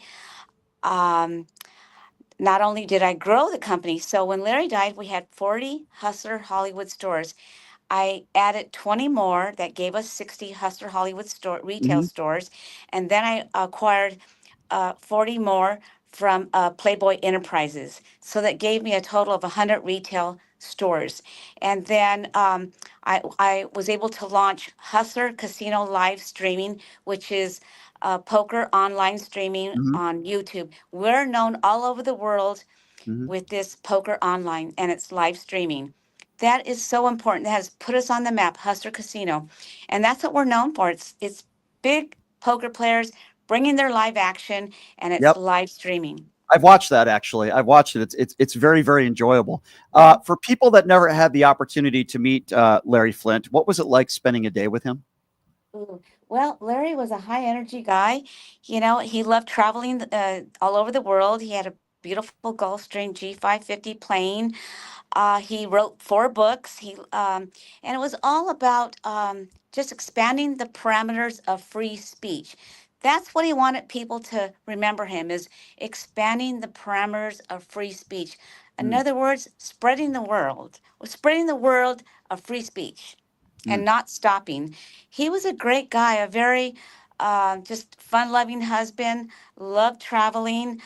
We have a home in Maui, and whenever we'd be traveling there, several times a year, we would visit, Willie Nelson, Woody Harrelson, Shep Gordon. Larry had a lot of friends out there. And we have a cabin in Kentucky, Eastern Kentucky, that he built, a beautiful cabin. So at the end of the day, he was just the best husband, fun loving, and just a really unique. I always told Larry, when he was born, he was a gift. Mm-hmm. I like that. I love that. What was it like? I would imagine you guys would have parties from time to time, and you guys both knew a lot of prominent people. What was it like having thrown a party with Larry Flint as a guest host? What is that like? Well, we used to have Hustler anniversary parties every Yep. 5 years, and it was like a big shindig. He would rent out like Barker Hangar and just places, but it was like the reality of the magazine. We had themes like heaven and hell. We just had these big parties, and at home we'd have a couple of private parties a year, like big parties but more private, for our special guests and friends. But he was just a fun guy, and he loved going to Vegas. Almost every week he'd go to the Yep. Venetian, the Palazzo, and play blackjack, and Yep. once in a while he'd be at Bobby's room in the Bellagio and play poker Yep. with his friends there. Yep. But he was a Yep. fun guy. Yeah, I've heard a lot of stories like that about Larry, and I love hearing those stories. I want to talk a little bit about how people can get hands on this book, Hustler 50 Years of Freedom. Tell me a little bit about this book and how people can get it. Well, I wrote this coffee table book. It took me 2 years, and I had to make sure I owned all the rights, and I do. And the thing is that it's 5 decades of entertainment of Hustler magazine. So the best illustrations, the best cartoons, the best publisher statements. I said that. It's the political culture that Larry used to write about, and it's just a fun best covers. Somebody asked me one time, is that cover scratch and sniff there? Oh yes it is. How about the meat grinder? Oh yes, that one's there. So we picked out the best of 50 years, and Woody Harrelson wrote the foreword, which I'm very proud of, and the acknowledgments are there. It took me 2 years. I'm very proud. You can purchase that magazine on Amazon.com. Hustler 50 Years of Freedom. You can go to any bookseller, and also you can go to Hustler Hollywood store, wherever you may. There are 2 in Las Vegas on Tropicana, and just at the Hustler, Larry Flint's Hustler Club on Dean Martin. Yep. And I am just so proud of this coffee table book. It was a lot of fun writing it. I can't wait to get my hands on it. Always, by the way, one of my favorite movies of all time. Woody Harrelson did a great job playing your late great husband, Larry Flint. Such a phenomenal movie and such inspirational movie on just keeping the fight. Your husband never gave up, and because of that, I believe we have more freedoms in this country now because of your husband, and we need more people like him. No question about it. Liz Flint, it's been a pleasure speaking with you. Thank you so much for joining us. I appreciate you, and look forward to meeting you when you come back to Vegas again soon. Okay? Oh yes, when I come back, I will call you and let you know. I would love it. Thank you, Brian. You're the best. Thank I you. enjoyed speaking to you and your listeners and your fans. And I want to wish you happy 4th of July and freedom. Thank you. The best to you, Liz, and your family as well. It's been a pleasure. There you go, everybody. Thank you so much. That's Liz Flint, everybody. Wife of the late, great Larry Flint. By the way, I meant that when I said that's one of my favorite movies of all time. It really is a phenomenal movie. And Larry Flint will go down in the history books, right? Someone, no more person of free speech and freedom than Larry Flint. So I got to tell you, it was a pleasure speaking with her. And I did get the opportunity to meet Larry Flint very briefly. He was at the Palms Casino. I just wanted to say hello to him and just say how much I appreciated him, and he appreciated that. And I said he said thank you. Just to be able to meet him was a pretty cool thing. We appreciate Liz joining us on the program to give us some of those stories. I love those stories. I just think they're great. And talk about somebody who paid the ultimate price. I mean, this was a guy who was confined to a wheelchair for the rest of his life, lucky to have survived that shooting because of his toughness. So we certainly wish the Flint family the very best. Get your hands on that book, Hustler 50 Years of Freedom. So there's been a lot of breaking news that we've been covering today, a lot that we have been talking about. Obviously, we still have people that are waiting on hold at 702-221-7283. That was certainly a treat talking to Liz Flint. Why don't we get back to those phone calls? If there is anybody on hold, there is. Okay, let's go to Mark. Mark is calling in. Hey, Mark, what's going on? Hi, Brian. Hey, just a couple of quick comments for you. One, on this bill, just keep telling people the truth, which is that it's going to hurt rural people in the red states the most. So like the rural areas of Nevada with the rural hospitals, if those go out of business because of the Medicaid and Medicare cuts and all, those will ripple out into those rural communities. And all those people who think they're independent are going to find out how dependent they are on government money anyway, first of all. Yeah. Yeah, the other thing I wanted to mention is that if you really want to reduce crime in this country, the highest crime rates, as you know, are caused by per capita native-born Americans, and especially I think you look at like the shooter here, 1 October, and those lone white males and that. So I think if we're going to deport anybody, our best money proposition would be to take millions of dollars and deport all the assholes, all the people calling into your show, the cultists. And if we get rid of them, the country's going to be a lot more peaceful. Well, I think if you voted for Donald Trump, then we should just take all their Medicaid away. Quite frankly, I mean, I really don't know. If you did not vote for Donald Trump and you voted for Kamala Harris, you should be allowed to keep your Medicaid. If you voted for Donald Trump, take their Medicaid away. See how they feel about that. Maybe they'll think next time before they vote for a moron. 702-221-7283. Let's go to Julie. Julie's next. What's up, Julie? Well, Brian, I am scared. I'm one of those people that are living paycheck to paycheck. I'm on Medicare. I'm on Medicaid. Mm-hmm. And without that insurance and access to my meds during this heat of the summer, mm-hmm. I might die because my heart won't have the medicine that keeps my heart rate down in these summer months when it makes it skyrocket. I almost passed out last summer. I'm so sorry to hear I'm that. scared. And I'm on rental assistance because of, having autism. Yeah. So I'd be out in the streets. I'm really sorry to hear that. There are millions of people in this country, my dear, that are sadly in a very similar circumstance that you are in. And my heart goes out to people like you, and it hurts. And I'm very saddened by what Republicans once again have done to put people like you in harm's way. And unlike so many of these MAGA Republicans, I don't just think about myself, I think about others as well. And I'm worried. I'm worried for people like you. I'm worried for people in this country that are already suffering to put food on the table, that have health issues, that rely on their Medicaid so that they can live.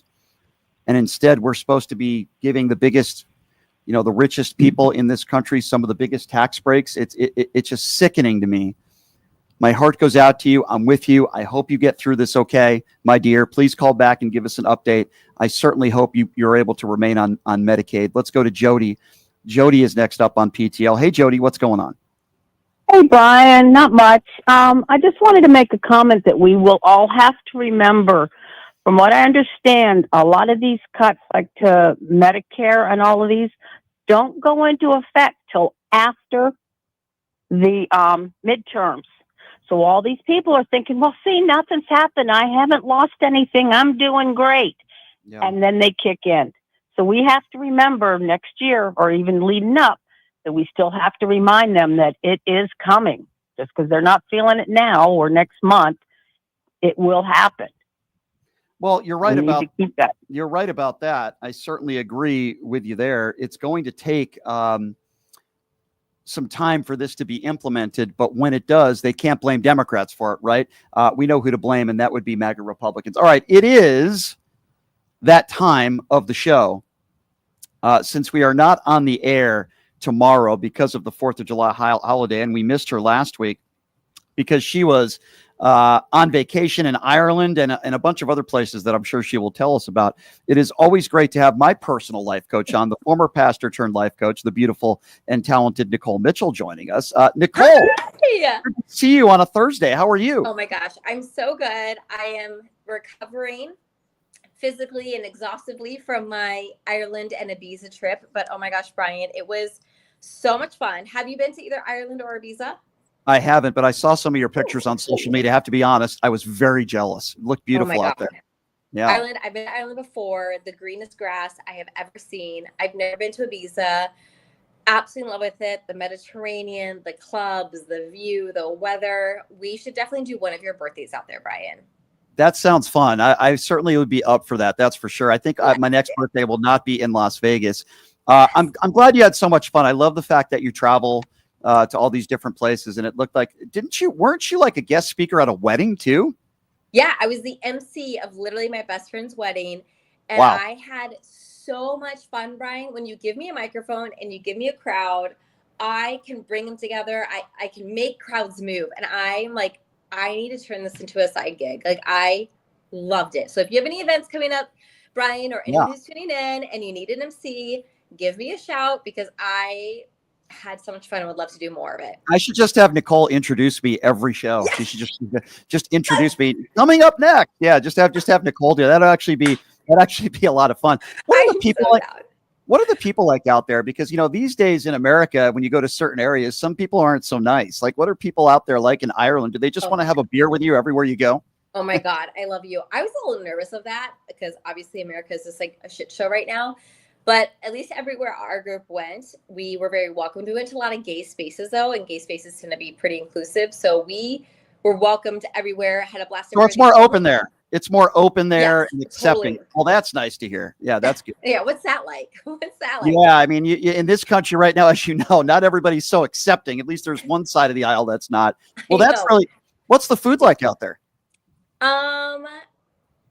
I remember, so when I went to Barcelona, Spain a year and a half ago, it was like all seafood, which I am not a seafood person. So that was a struggle for me. But Ibiza had everything. We went to the most stunning restaurants with such a variety of food. I didn't even know what we were eating half the time. Like, so beautifully plated, so exotic, so gorgeous. I was like, I will eat anything put in front of me. So between the people, the food, the experiences, it was incredible. The only somewhat negative experience, or literally the craziest flight I've ever been on, Brian, was flying from Ireland to Ibiza.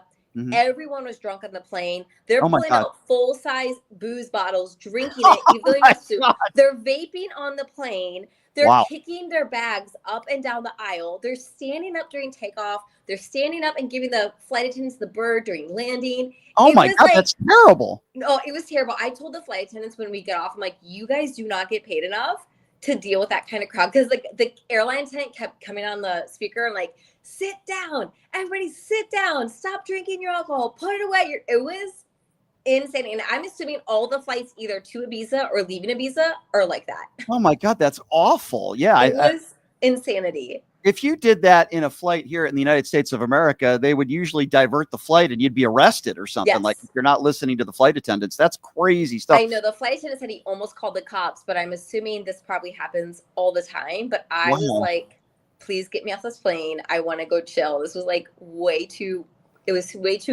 like crazy and overstimulating. So who's Numchuck, who's the famous UFC fighter from Ireland that I'm thinking of? Conor McGregor. It sounds like you had like 80 Conor McGregors on that flight. That's what it sounded like to me. Wow. That's wild. That's crazy. So it is the 4th of July tomorrow, Nicole. And I will say this from personal experience. Nicole has been my life coach. And I had a pretty good weekend last weekend that I will maybe share with you specifics off the air. But did meet a nice young lady and things are going pretty well. But But I will say this. What do you think are listen, it's the 4th of July. Yeah. A lot of people out there have lost, loved ones maybe. And we know what, going through that type of situation is. I know one specific woman who lost her husband last year, and this is the first 4th of July that she's going to be spending, without her husband. What type of life advice, life coaching would you give to people like that might be sad on a day like tomorrow? Oh my gosh. Yeah. Holidays bring up so much emotions. And I always tell people, have so much compassion on yourself. There's nowhere you need to be. There's no one you owe anything. Like, you owe yourself peace and comfort. So if something becomes overwhelming or overstimulating, you're allowed to remove yourself from the room, remove yourself from the gathering. You don't have to, but you can let people know ahead of time, like, hey, if it becomes a little much, I'm going to excuse myself. Nothing to do with you all, just me taking some space. And if I have the capacity to come back, I will. But I just think it's so important when you're grieving, when you're going through a hard time, that you honor what you actually feel and you don't try to pull it together to make other people comfortable. I think that's really, really good advice. What are you doing for the 4th of July, by the way? Are you taking family out? What do you got going on? We have a really chill day. Tomorrow we're going to barbecue, and then we're trying to find somewhere to do fireworks because we cannot do fireworks in our neighborhood because we live in such a dry area that's a fire zone. So we might go to the beach and do some fireworks, might do some paddle boarding. And then this weekend, I'm taking my kids to an anime convention up in LA, which they are so excited. They put on full costume and go get signed posters and meet other people dressed up, and they spend all day there, and I just walk around with them. So they're going to have a blast, and I'm excited to give them a cool experience. That sounds like a lot of fun. Tomorrow I have a personal friend of mine, and I've invited a few other friends to his place. And I think you probably know who I'm talking about. He's a phenomenal cook. Please cook for me. Yes, and we have a nice view of the Strip, so we're going to watch the fireworks out there. We've both invited some friends over, so tomorrow is going to be kind of like a chill day. And then I have a date on Saturday, and I'm trying to surprise her with tickets to a concert that I'm still trying to work on getting in a suite. And if I don't get those tickets, my plan is I'm going to be taking, because I'm such a romantic guy, I'm going to be taking her on a picnic. What do you think about that? I love a picnic. I do think it's romantic because it takes time and thought and energy to pull together a picnic. I'd recommend bringing a small bouquet of flowers and just I love that idea. So what do you think it's appropriate? Like a bottle of wine and maybe some cheese and crackers and maybe some flowers? Do you think that's what you would Depends if you're doing a meal or if you're doing a snack time. Yeah, if it's a snack time, then I'd bring cheese, crackers. I'd bring some fruit. I would bring a small kind of dessert, like mini brownies or cookies, just so there's a variety. And then I bring water and wine in case, I don't know if she drinks or not.